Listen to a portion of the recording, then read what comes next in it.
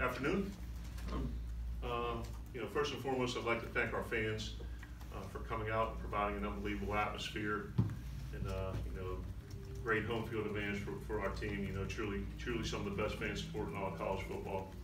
I thought it was a great team win, one of our most complete games of the season. Thought there were positive contributions in all three phases. Entered the game with an aggressive mindset and carried it through 4 quarters. Ultimately came out on top in the statistical categories, which we believe determine the outcome of games. Explosive play margin, which was great to get back on track offensively, and turnover margin while winning situational football on 3rd down and in the red zone. Proud of our players and the way they've held true to our process, our culture, and our standard for success in times of prosperity and adversity. Thought we had a solid week of practice, played with tremendous effort, and most importantly, executed at a high level of precision. And there's no magic wand. That's why we won the game, and to get our second win over a top 25 team in the season. I think first time since 2014.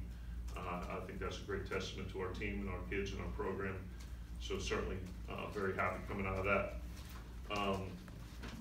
Our players of the week on offense, Nick Fitzgerald. On defense, we had co-players of the week, Errol Thompson and Jaquarius Landrews. And on special teams, co-players as well, Chris Rayford and Tim Washington. Our scouts of the week on offense were Brad Cumbus and Jaquarius Spivey. On defense, Chris Redmond. And on special teams, Saman Anderson. Our student athletes of the week were Darrell Williams and Grant Harris. Okay. Injury update, Colin Hill is getting better every day. Still day to day, but progressing. Did practice yesterday, so we're feeling optimistic about that. And Keith Mixon with the lower body as well. Still day to day, he's progressing, and we're very optimistic there. On the defensive side of the ball, Brian Cole is officially out for the remainder of the season. I'm not sure if we discussed that with an upper body. So Brian is out for the rest of the season. And Braxton Hoyette still with the lower body day to day. And we're optimistic about him as well, so we're hoping to get him back as soon as possible. Moving on to Louisiana Tech, obviously led by Coach Skip Holtz. 43-30 in his 6th season, was a 2016 Conference USA Coach of the Year. With the win over FAU, Coach became the 3rd winningest coach in school history. Very disciplined team, they're 5th in the country in penalties. Their offensive coordinator is Todd Fitch, a very experienced veteran of the college football profession. He coaches wide receivers. They're a spread RPO quick game attack, averaging 28 points a game, 142 on the ground, 248 in the air, led by quarterback Jamar Smith, the product of Meridian. He's thrown for just about 2,000 yards this year and 12 touchdowns. Operates the system very well. More of a thrower than a runner, but can pull the ball down and be a threat there when necessary. Jaquise Dancy's their leading rusher, good speed, very elusive. And I think they've got an excellent receiving core, and that shows up in the LSU game. Those guys made a bunch of plays. Adrian Hardy is a legitimate deep threat. And then Teddy Veal is their leading receiver. Moving over to the other side of the ball, the coordinator is Blake Baker. They play a mix of 3 and 4 down fronts, 1 and 2 high zones, and some man. They're 18th in the country in sacks per game and 29th in pass defense. They are led by defensive lineman Jalen Ferguson, who is, regardless of level, Power 5 Group of 5, one of the best and most productive pass rushers we'll face this season. He currently sits at 37 tackles, an amazing 14.5 for loss and 10.5 sacks. Currently leads the nation in sacks, and Bill, if I'm not mistaken, is the current active leader in the FBS in career sacks. So he's certainly a force to be reckoned with. Linebacker Colin Scott, 56 tackles, 6.5 for loss, and a sack and a half, leads the team in tackles. And linebacker Meek Robertson has 34 tackles, a pick, and 8 PBUs, very quick and very athletic. Eric Link is their special teams coordinator. The key stat there, they have blocked 3 field goals this year, including 1 to win the game versus North Texas. And Teddy Veal is a returner. He's averaging 14 yards per punt return. In their kickoff return, Michael Sam is averaging almost 22 yards in kickoff returns. For us, certainly it's going to be homecoming. 2 home games left. I think it would be tremendous, for our fans to continue to do the things that they've done this season, and support this team and provide a great home field advantage. particularly everything this senior class has done for this school and this university on homecoming to come out and support those guys. I certainly have the utmost respect for Coach Holtz and his staff and their program. Bowl eligible at 6-2, playing with a ton of confidence. We're very competitive against LSU. And discuss with our team our need to compete against a standard, not an opponent, and the consistent habits will yield consistent results. We need to have a great week of practice, play with tremendous effort, and execute our scheme with precision, one rep at a time for 4 quarters. If that occurs, the score will take care of itself. So very excited about this opportunity, and fired up about where we are, coming off a huge win at home, and providing some great momentum into the tail end of the season here. I love the Penguin representation as well as the Pirate representation. And with that, I'll take any questions. Coach, last year, Earl Thompson showed a lot of flashes and played in a backup role behind Des Harris. When you got here, how quickly did you see him make that transition into being the player he has been so far this year? I think he was, kind of quiet during, winter conditioning when we're allowed to be around the guys, and you're doing drills in the weight room. Coach Broly talked about him, but I think his kind of understated leadership really didn't show up until spring ball and fall camp once you get on the field. So he's kind of a guy that, does it more by example than vocally, but, once we put the pads on and he started communicating, started flying around and hitting, I think he knew at that point that he was going to have a chance to be something special. Hey Joe, with Brian Cole out, obviously Landrews has really kind of stepped into that role and played really well, and I know Marcus Murphy's coming there and giving you some good reps. How do you feel about that position and kind of, I guess, how those guys have stepped into that role with Cole out? No, I think it's been very great for Landrews and kind of across the board in this game with Kylan out, Braxton out, other guys stepping up and kind of not missing a beat. But Jake, he's playing fantastic football right now, and I think he's been very productive. I think he's been very steady. Made a lot of impact plays, and kind of early on in the season, people talking about Marcus because of the fanfare coming out of the local school and how talented he is. And see him kind of, as we kind of talk about, easing his way into it, making plays on special teams, which he did at first, and now being in our cheetah package and doing some things and getting some reps. I think it was a valuable experience for Marcus the past 2 games, and I think it was a good decision to get him on the field, not redshirted. I know there's more to the position than just catching passes, but how do the tight ends kind of get involved, and what do they have to do to get more involved in the passing game? Yeah, we had some routes dialed up for them for this game, and they were a target on a couple of the naked passes out in the flat, and we had one in the second half that was getting thrown to the tight end, and the coverage. I think they took a sack, threw it away there. So a lot of that is coverage based and scheme based. We have plays on the board when we game plan to make sure that there are opportunities for all the skill positions, and they're there. A lot of it is coverage based, where the ball goes. So we make sure that the Z, the H, the X, the tight ends and the backs all going to have opportunities, and we're dispersing the ball to our playmakers. A lot of it's dictated by the coach.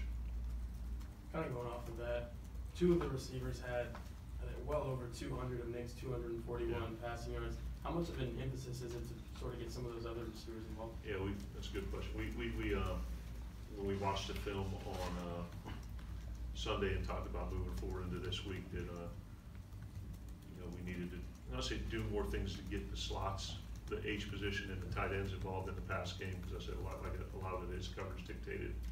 But those are guys that I think did some things early on, and not that we've gotten away from them, but the ball's gone to other places. So I think the more balance that we can have in getting everybody involved makes defenses defend the width and the length of the field. So that's something that was discussed, trying to get those guys more involved. Joe, what's kind of your thoughts on the status of the punting game right now, and what can be done there, I guess, to improve upon it? I'm in favor of it. That's funny. This is another game where we didn't win the field position battle. And, you talk about hitting yardage, and I don't want to put the onus squarely on the punting game, but, when you come out and, see the other people hitting at 50 and flipping the field, I think we're doing a really good job with the protection. I think we're doing a good job in coverage. I think both guys have shown flashes of, where we need to be for kicking the ball, and they're both very talented at this point. I think it's more of a consistency thing than anything. So we've got to find ways to get the ball kicked over people's head and force them to fair catch it, not have little line drives. So, more than anything, it's a consistency issue right now.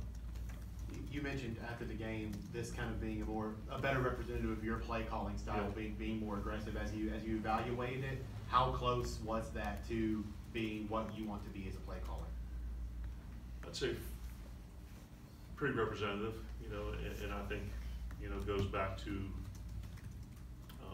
the balance aspect of, wanting to run it and pass it with equal effectiveness, and if one of the two parts of your game gets shut down, being able to lean to the other part. And, I said, the pass game is what was missing. I just, for whatever reason, I just feel, going into that game and said, you got to remember what got us here, and that's what we're going to be moving forward. Yeah, that's kind of having success doing what you want to do moving forward, but having success with it now. Is this kind of what you were getting at when you mentioned building for the future, but also having success right now? Yeah, and as I said before, great leaders look in the mirror, not out the window. And when we're having trouble scoring points like we were at LSU, and had success at different parts of the season, the first person that has to ask, what can you do better, is the head coach and the guy that runs the offense.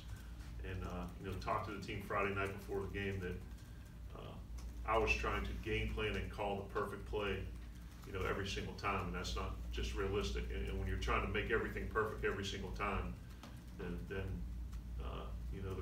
results weren't in our favor. And when just went back to game planning it, calling it aggressively, and doing what we do well, and staying, dictating the tempo of the game rather than reacting to the tempo of the game.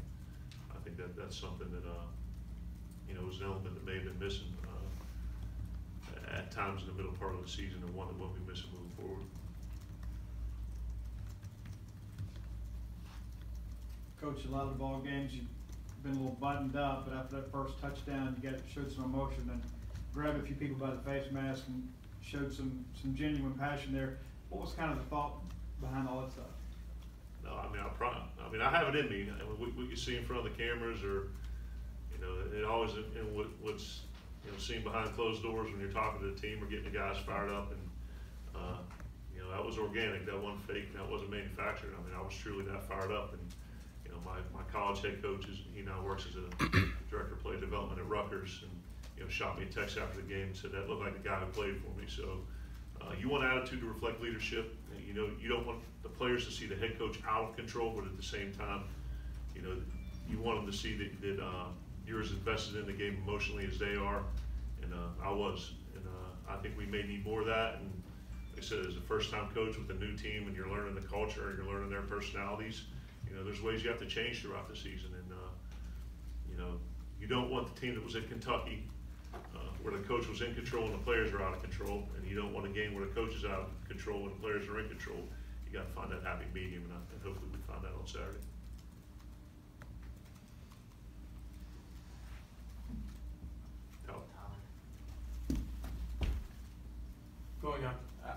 Following up on that, I guess. Obviously it's been a roller coaster of a season, but how do you think the guys have sort of adjusted to what you said? You sort of changing your emotions, and do you think they've sort of stayed even keel through all that and sort of gravitated to what you've tried to do there? Yeah, I think they reacted well to it, and I think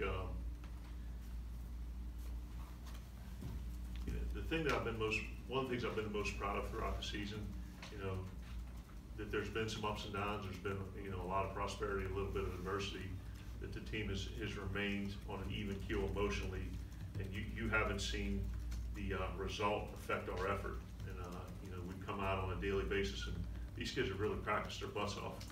And whether that's what we talked about after practice yesterday, whether we're coming off a win, coming off a loss, regardless of what the circumstance is, we're not letting it dictate how we prepare and how hard we play. And now I think we're seeing increased execution, and the kids trusting the process and believing the things that we tell them are necessary for us to be successful. And I think that's a positive in two regards: one, for the immediacy of this season and what we have to do moving forward, and two, understanding what we're doing for the long term here. Coach, I know you talked about this a lot on Saturday, but Nick gets another SEC Player of the Week. Just Yeah. what does it mean to you to see him finally get to where? No, I expected? think that's his second, if I'm not mistaken, for a season, which is great for him. And, you know, once again, I'm not gonna go back and, you know, belabor the point. I kind of made my thoughts crystal clear on Saturday, but excellent validation for him to come out, bounce back, and play like he's capable of playing, and doing the things of both the run and the pass game, and leading the team, and, you know, being resilient, and being a captain, and all the things that go along with being a great teammate. I thought it was a good day for the whole team, and an excellent day for Nick.